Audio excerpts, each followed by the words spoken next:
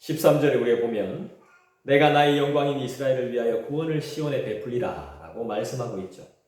이스라엘은 하나님의 영광을 위해 택함을 받은 도구입니다. 다시 말씀드리면 하나님의 영광을 위해 택함을 받은 도구가 무엇입니까? 누굽니까? 이스라엘입니다. 여러분, 우리가 바로 그런 사람들입니다. 하나님의 영광을 위해서 도구로 선택을 받은 자가 바로 우리라는 것입니다. 여러분 믿습니까? 아멘? 따라서 이스라엘의 멸망과 실패는 하나님의 영광을 훼손하는 것입니다. 결국 하나님은 자기 자신을 위해서 이스라엘을 세우시는 거예요. 선택함. 그냥 망하게 내버려 두지 않아요. 우리도 마찬가지인 거예요. 하나님이 그냥 놓아두지 않아요. 우리를 끌고 가세요. 안 끌려가려고 하니까 더 힘든 것이죠. 막 부딪히기도 하고 막 쓰러지기도 하고 들이받기도 하고 막 그러면서 하나님이 막 끌고 가신단 말이에요. 여러분들의 삶을 잘 보십시오. 내가 처음에는 우리가 젊을 때는 내 뜻대로 해왔는지 몰라도 지금은 그렇지 않잖아요. 내 뜻대로 안 돼요. 누군가가 막아요. 안 된다 그래요. 또 따듬어지고 넘어지고 막 이래 되면서 우리가 점점 더 변화의 과정을 겪게 되는 거죠. 때문에 하나님은 이스라엘을 반드시 구원하십니다. 구원하심으로 하나님의 영광을 회복할 것을 말씀하십니다. 하나님의 영광인 이스라엘이 지금 자기가 있어야 될 자리에 있지 않습니다. 하나님의 영광인 우리 모두가 지금 아직 온전히 회복되어지지 못했습니다. 그런데 하나님이 반드시 그 영광을 회복하실 거라고, 우리가 스스로 회복하지 않아도 됩니다. 우리가 회복한다고 열심을 낸다고 해서 회복되어지는 게 아닙니다. 우리의 말에 하나님이 역사하셔야 전도가 되는 것이고, 우리의 행위에 하나님이 역사하셔야 모범이 되는 것이고, 우리 교회에 하나님이 은혜를 더욱더 베풀어 주셔야 은혜스러운 교회가 되는 것이죠. 결국에는 구원은 하나님이 주시는 겁니다. 우리가 열심히 노력한다고 해서 다 되는 것이 아닙니다. 하나님이 은혜를 부어주셔야 우리가 더 열심히 할 수 있고, 하나님이 은혜를 부어주셔야 우리가 더 뛰어날 수 있고, 하나님이 은혜를 부어주셔야 우리가 더 멋지고 은혜스러울 수 있는 것이죠. 거룩할 수 있는 것이죠. 하나님을 믿고 따르는 자에게는 하나님이 무엇을 주실까요? 맞춰보세요. 하나님을 믿고 따르는 자에게는 하나님이 무엇을 주실까요? 구원, 위로를 주시죠. 교만하고 강팍하고 완악한 자에게 그 반대로 하나님을 따르는 겸손한 자들에게는 구원과 위로를 주신다면, 말씀대로 사는 자들에게는 구원을 주신다면, 하나님을 따르지 아니하고 강팍하고 완악하고 교만한 자에게는 하나님이 무엇을 주시겠습니까?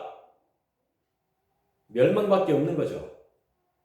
심판밖에 없는 거죠. 그들이 기다려야 하는 것은 그거밖에 없는 것입니다.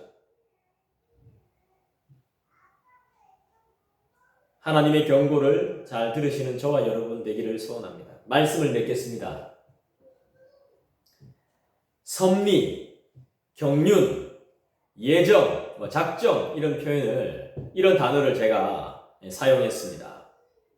이런 신학적인 용어들은요, 성경을 바르게 이해하기 위해서는 꼭 알아야 되는 것입니다. 성경을 바르게 이해하기 위해서. 다시 한번 해볼까요? 섭리, 경륜, 작정, 예정. 이 작정이 뭐예요? 작정한다는 게 뭡니까? 마음속으로 단단히 계획하는 걸 말하는 거죠. 그럼 예정은요? 앞으로 할 일을 미리 계획해 놓는 거죠. 작정과 예정은 좀 다릅니다. 마음 단단히 먹고 일을 계획하고 결정하는 것이라면, 예정은 할 일을 미리 정해놓고 예상해놓고 준비하고 계획하는 것들이죠. 이 단어들은 하나님이 완벽한 계획을 가지고 인간을 만드셨고 그 전에 세상을 만들었다는 것을 알려주는 용어입니다. 지금도 그 계획이 이루어지고 있음을 말씀하는 겁니다. 이건 이제 약간 이제 비유로 들자면 집을 짓는 사람들이 그냥 집을 짓지 않잖아요. 건축하는 사람이 그냥 아파트를 건축하거나 빌딩을 만들 때 그냥 만들지 않잖아요. 다 설계도가 있잖아요. 그 설계도대로 집을 짓는 것과 같은 원리예요. 설계도는 뭐예요? 설계도는 작정이고 완성된 집에 어떤 사람이 살 것인가가 예정이 되는 거예요. 완성된 건물에 어떠한 사람이 들어갈 것인가가 예정이 되는 거라고요. 실제로 집을 짓는 것은 섭리의 과정이 되는 거죠. 건축을 하는 특별한 방법이 바로 하나님의 경륜인 거예요. 이게 참 쉽고도 어렵죠. 나중에 우리가 다시 한번 더 공부하게 될 텐데요. 그때를 기대해 주시면 좋겠습니다. 하나님은 전능하시죠. 하나님은 완전하시죠. 하나님은 불변치 않으시죠. 하나님은 그 말씀을 실행하시죠. 또 전지하신 우리 하나님, 전지전능하신 하나님이시죠. 우리 하나님은 세상과 인간을 아무 계획 없이 만들어 놓지 않았습니다. 우리 교회를 아무런 계획 없이 그냥 설립하신 분이 아니에요. 반드시 하나님의 뜻이 있어요. 세상을 만드시기 전부터 어떻게 하나님의 백성을 구원하실지 완벽하게 계획을 세워 놓으셨다는 거예요. 우리를 만들 때부터 우리를 어떻게 구원할 것인지 그 플랜이 우리 하나님 안에 다 있습니다. 그냥 우리를 만들어 놓은 게 아니에요. 제가 오늘 말씀을 보니까 그렇더라고. 그냥 우리를 창조하신 게 아니야. 이 말씀을 하시는 이유가 그냥 하시는 게 아니라고. 완벽한 계획이 있어요. 하나님 안에. 그걸 우리가 따라가느냐, 이끌려가느냐. 그러니까 결국 우리는 우리가 사는 게 아니에요. 그 뜻대로 그냥 순종하며 나가면 돼요. 그래서 여러분 예배가 제일 중요한 거예요. 다른 것보다 하나님을 예배하는 것. 그러니까 제가 준비한 말씀을 여러분들에게 다 전하지 못하는 거에 대해서 굉장히 아쉬울 때도 있습니다. 다 전하지 못하고 지식이 짧고 혀가 둔해서 굉장히 좀 안타까울 때도 있어요. 하지만 하나님은 분명히 말씀하셨습니다. 어떻게 구원하실지 만들어 놓으시고 우리의 삶을 어떻게 이끌어 가실지 계획이 다 짜져 있습니다. 이거 창세전부터 계획해 놨다고 하죠. 계획해 놓으셨다고. 우리의 형질이 엄마 뱃속에서 이루어지기 전부터 우리를 향한 하나님의 놀라운 계획은 있었다는 것이죠. 그걸 뭐라고 말합니까?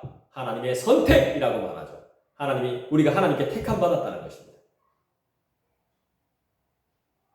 성도들이 예수님의 십자가를 통해서 구원받게 될 것도 미리 정해 놓으신 것이죠.